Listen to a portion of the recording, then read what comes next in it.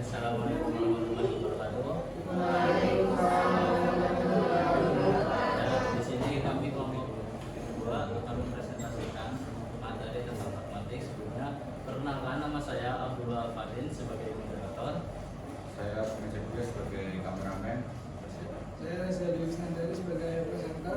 Ya, langsung saja pada kesempatan kali ini materi akan disampaikan oleh Reza. Langsung tempat kami persilahkan.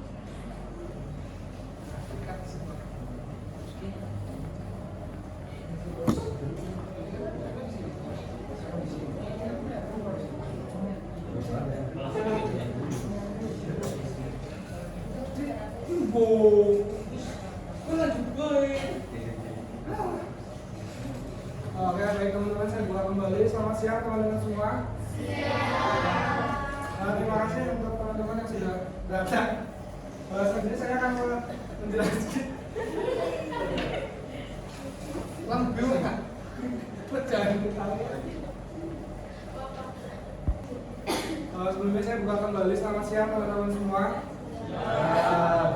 Terima kasih saudara Fatin atas waktu yang telah diberikan kepada saya untuk menjelaskan terkait pragmatik. Di sini saya akan membahas 6 topik. Yang pertama adalah pragmatik, yang kedua adalah denksis, ketiga adalah tindak tutur, keempat adalah implikatur, kelima perhadapan atau presuposisi, dan keenam strategi tutur. Oke, yang pertama saya menuliskan atau memberikan definisi pragmatik menurut para ahli. Yang pertama dari Giorgio. Beliau mengatakan pragmatik adalah studi tentang makna dalam penggunaan. Dalam pandangan UX, pragmatik lebih fokus pada makna yang dimaksudkan oleh penutur dan dipahami oleh pendengar daripada makna literal kata-kata. Selanjutnya dari J.L. Austin.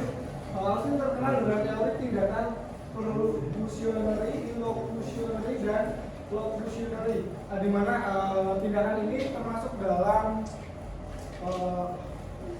presuposisi atau peranggapan. Kemudian ia berpendapat bahwa ketika kita berbicara, kita tidak hanya menyampaikan, tetapi juga melakukan tindakan.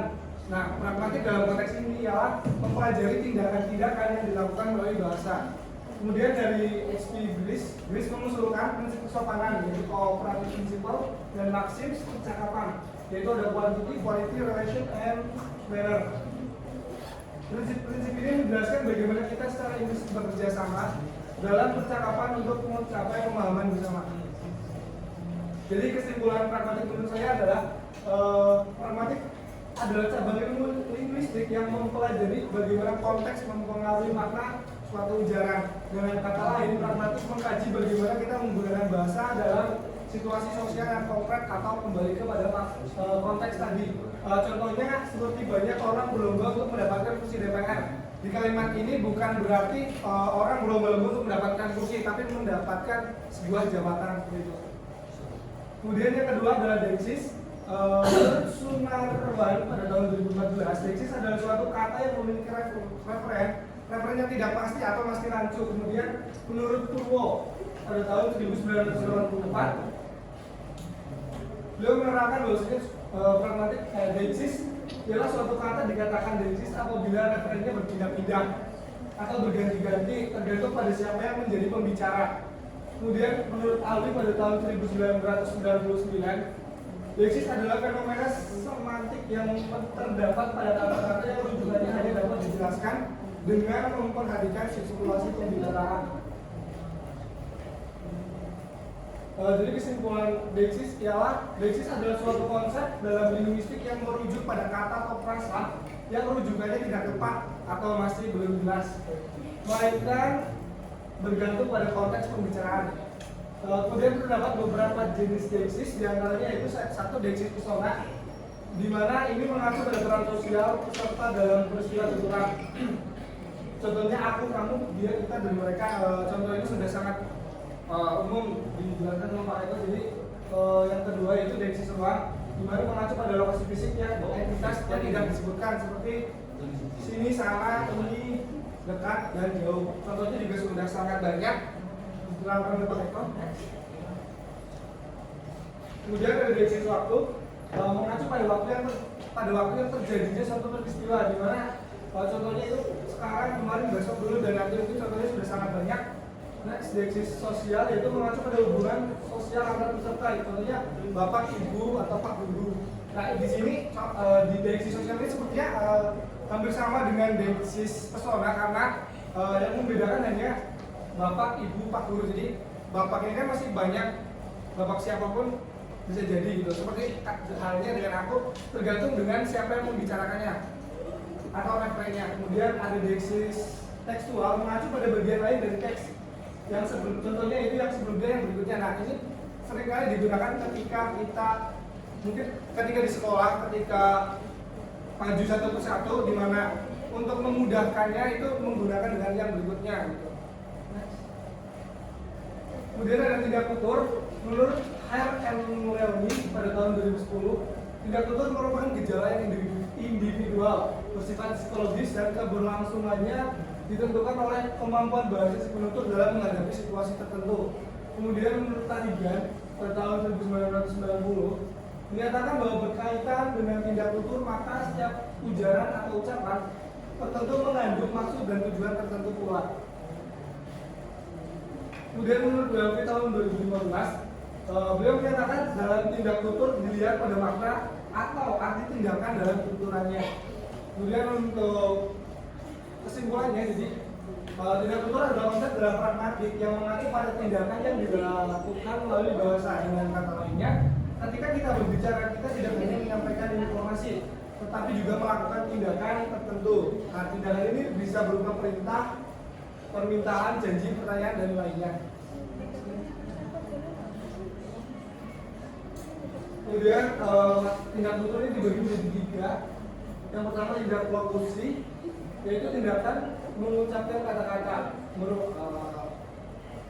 merupakan tindakan dasar dalam komunikasi, yaitu menghasilkan bunyi atau tulisan yang memiliki makna. Contohnya cuaca panas hari ini, berarti menandakan cuacanya sedang panas. Kemudian ada tindak lokusi, tindakan yang dilakukan dalam mengucapkan kata-kata, merupakan maksud atau tujuan yang ingin dicapai oleh penutur melalui ucapannya. Contohnya tutup pintu, berarti itu kan ada tindakan itu perintah untuk menutup pintu. Kemudian tindak prolokusi, jadi di sini efek atau pengaruh yang dihasilkan oleh ucapan pada pendengar.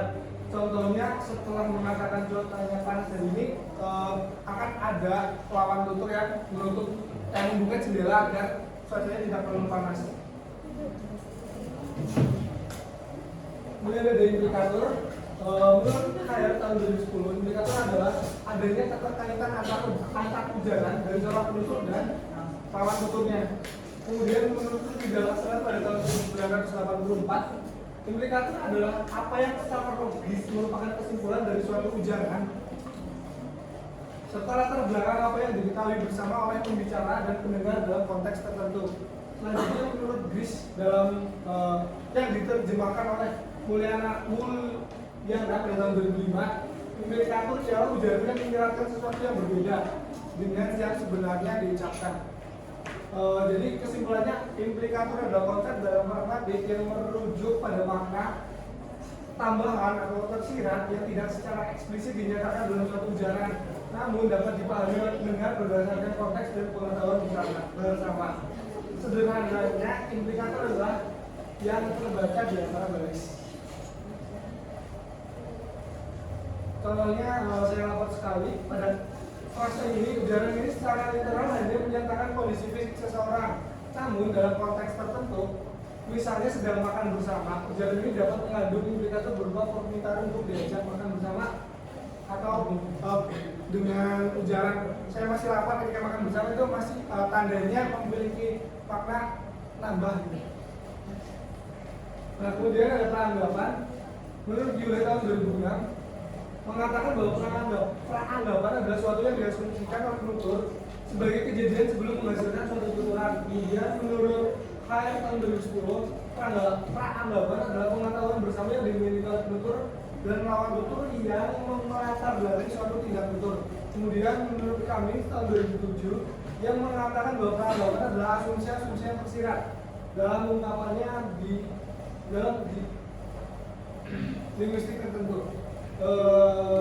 Kesimpulannya adalah peranggapan adalah suatu asumsi atau keyakinan yang diasumsikan oleh penutur sebagai benar sebelum ia mengucapkan suatu kalimat.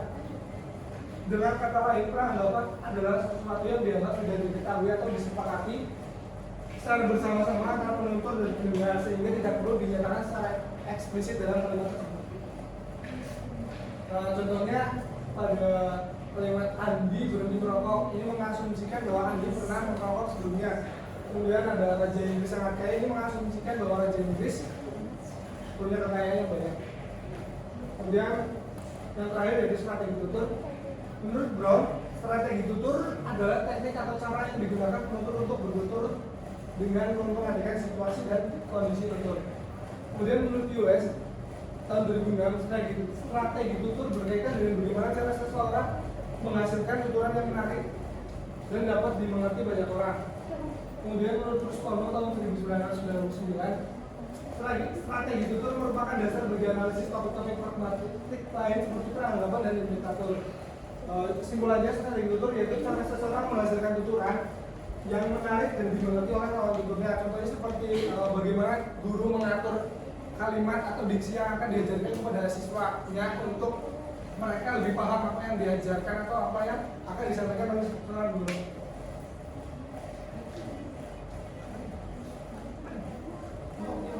Oke teman-teman, sekian dari presentasi saya.